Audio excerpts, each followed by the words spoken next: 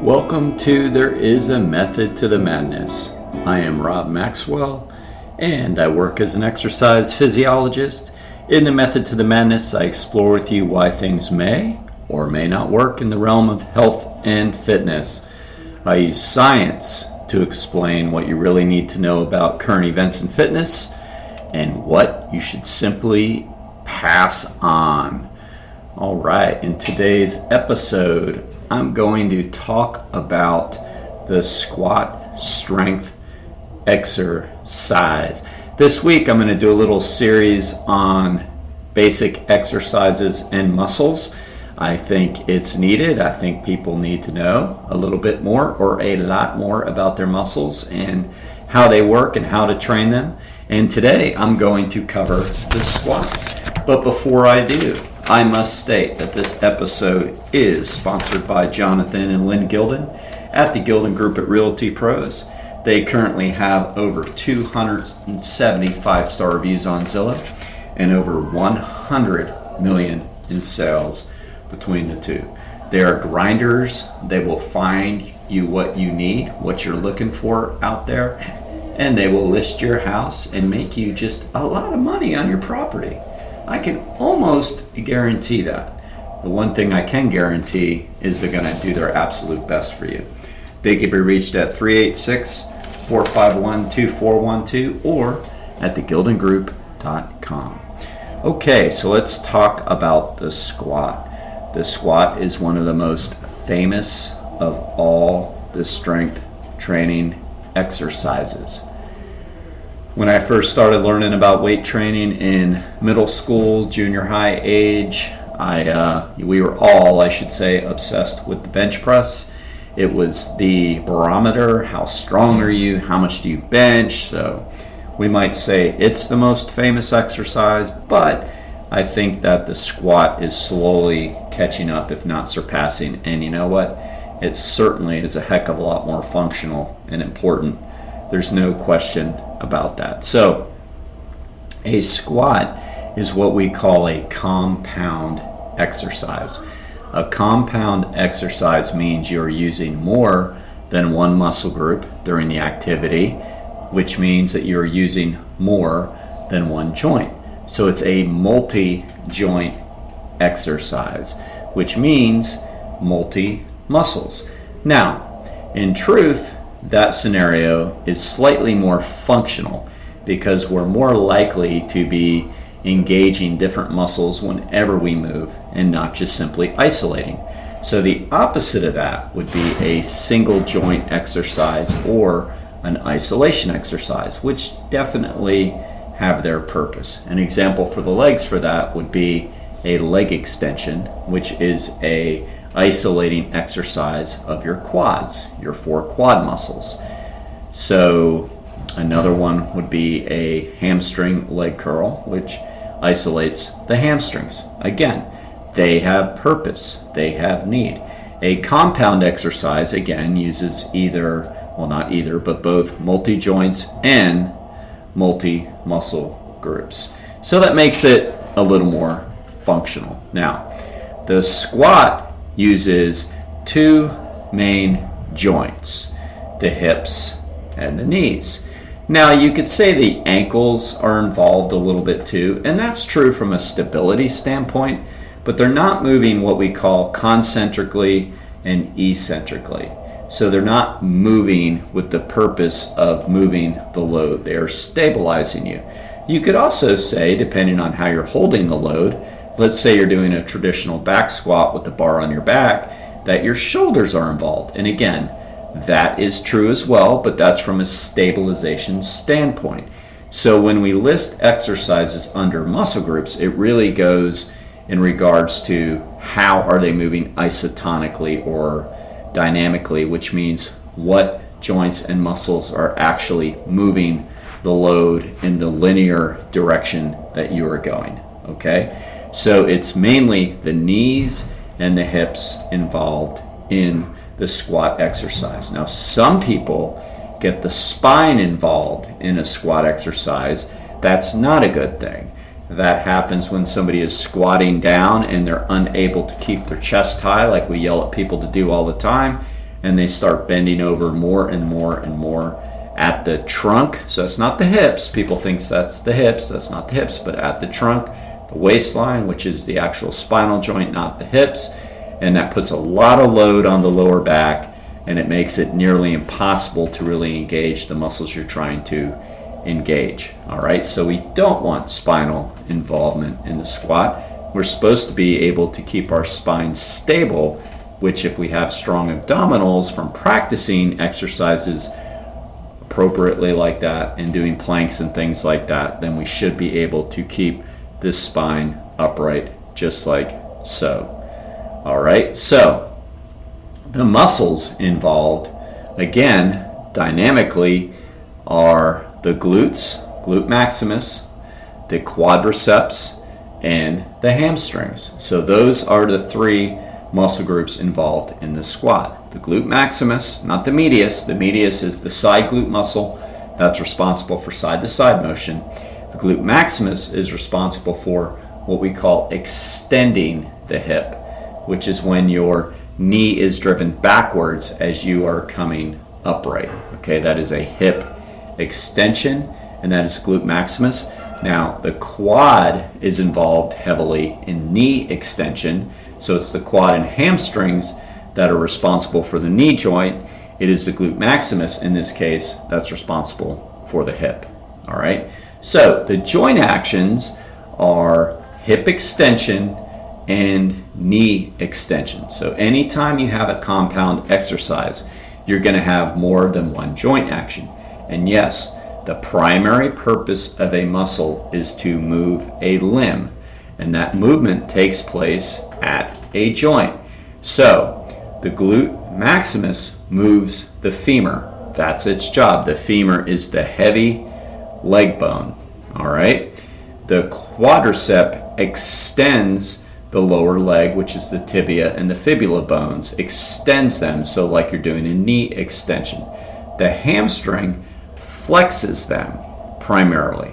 All right, so the involvement of the muscles in the squat exercises, as you're lowering yourself eccentrically, as you start to come up, that's the isotonic, that is the concentric version of the contraction. As you're starting to come up, it is the glute maximus that extends the hips, so pushes the femur back behind, and as you're getting closer to the top, the quadriceps lock out the knee or extend the knee, and therefore both of those muscles are involved.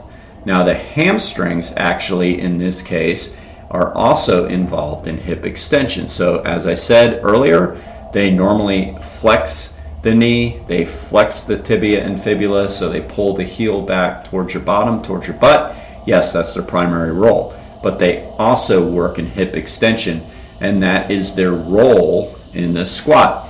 Now here's something interesting for you. You hear hack professionals often say that you're working your hamstrings and your quads evenly in a squat. It's really not true. In the squat exercise, there is not, I repeat, not a lot of hamstring activation. They are assisting in hip extension, but the primary hip extension is coming from the glute maximus. They are involved, but they're not involved as much as you might be led to believe. The quads and glutes are the primary muscles of the squat exercise. All right, so that's the muscular involvement. Now, let's talk about modes. Modes are the way you can do it. There's bodyweight squats. There's barbell squats, both front and back squats. There's Smith machine squats. There's dumbbell squats. There's leg press, which is a machine squat. There's cable squat. There's TRX squat. They are all good. The only thing I want you to be aware of is where you hold the load changes slightly, not a lot, slightly where you're activating. So a back squat, because it's on the posterior side of your body, it is on your shoulders across your traps, is going to activate your glutes more than a front squat where the bar is held on your sternum, which is going to activate more of the quads. So where you hold the load changes more if it's going to be posterior or anterior.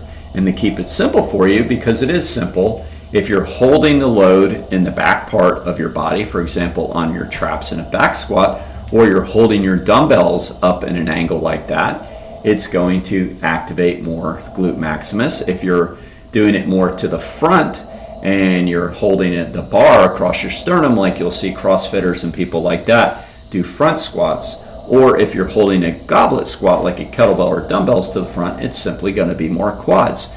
Both are good. It depends on what you're really trying to do, and keep in mind you're activating both of those major muscle groups no matter what, just maybe more one direction to the other, and you're still getting a little bit, albeit not a lot, of hamstring activation no matter what you do, although common sense says you're going to get slightly more hamstring activation when you're doing a back squat because the hamstrings are tied into your glutes more, of course.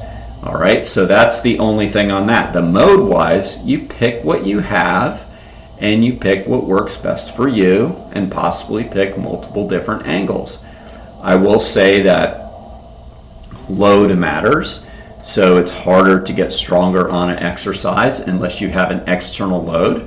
So bodyweight squats can work great. If you do a lot of reps, you can definitely get stronger, but there will come a point of diminishing returns with them, meaning that the more you do, it doesn't necessarily mean you're going to get stronger. You're going to maybe work more endurance, but you're not going to get stronger. So you might find yourself burning more calories and getting some exercise, but not really getting any stronger. So you are going to need an external load. Now, I will also say we can go too far in that other direction as well, and thinking load, load, load, like you think of some power lifters in a gym squatting 500 pounds and all this stuff. That's not necessary either, although not a bad thing if you're training for competition and you're naturally doing it right. We simply need an appropriate load, which typically is a load that makes us fatigue our muscles somewhere between 18 and 15 on a general rule of thumb with that. So we do need appropriate load. The other thing that impacts that is sometimes dumbbells are very convenient. What some people find though, especially if they don't have a stronger grip, is that their grip or shoulders wear out by holding their dumbbells in a goblet fashion before their legs do. So there is that. I would experiment with finding out how you can maximize the activation on the muscles it's supposed to be, minimize the activation on the muscles it's not supposed to be, and find what works best for you. Now, a little bit on form. You know how so many people push, especially from the CrossFit mantras and other groups, which is fine if that's what you're into, but they're wrong on this. You don't have to go ass to grass to get maximum activation of the muscles in your glutes or quads. Now, it is true that the lower you go, the more glute you're going to get versus quad, but there's also a point of diminishing returns there, meaning as you get close to parallel, that's really all the activation you're going to get. And going lower and lower and lower just puts strains in the meniscus and other tissues of the knee that you don't necessarily need to be stressing. And studies show that people that go down even half to 3/4 squat get almost the full, in some case more, activation of those muscles without the strain on the knees. There are certain sports like football players and cyclists and sports like that that require a lot of quad strength and all that, that basically only do half squats because they're really trying to strengthen those muscles, and going any lower really doesn't help them. And if you think about it, we're usually not overly low when we're sitting in a chair, right? So going too low isn't necessary. It can be okay. There is a higher sense of risk with it. I'm not saying don't do it if it's working for you. I'm saying it may simply not be necessary. The number one key to that is always keeping your chest up, because a lot of times when people have a tendency to lose the angle of their spine to get lower, now that exercise becomes counterproductive. So here is a simple Rob rule for you. Squat as low as you can without pain in your knees while keeping your chest up. Plain and simple. That is going to be your maximum level of depth. If you find yourself going lower, but you see your spine rounding and your chest falling forward, you're going too low. Very simple. That's more of a level of flexibility and not really strength. So don't push it if you can't push it naturally for your body type. It really is that simple. But by all means, find a way to squat. It is absolutely a great exercise. I hope this helps. Again, all week long, I'm going to be talking about different exercises and different movements. I recommend that you squat anywhere between 1 and 3 times a week and find the best mode that works for you. Now let me thank our second sponsors, the Istanbul Turkish Mediterranean Cuisine. They're located at 488 South Young Street, Ormond Beach, Florida. Stop in and get some healthy alternatives, get some nice vegetarian dishes and some salads. They can be reached via telephone at 386-492-7100, or you can place an order online at istanbulflorida.com. Until then, be Max Fit, be Max Well.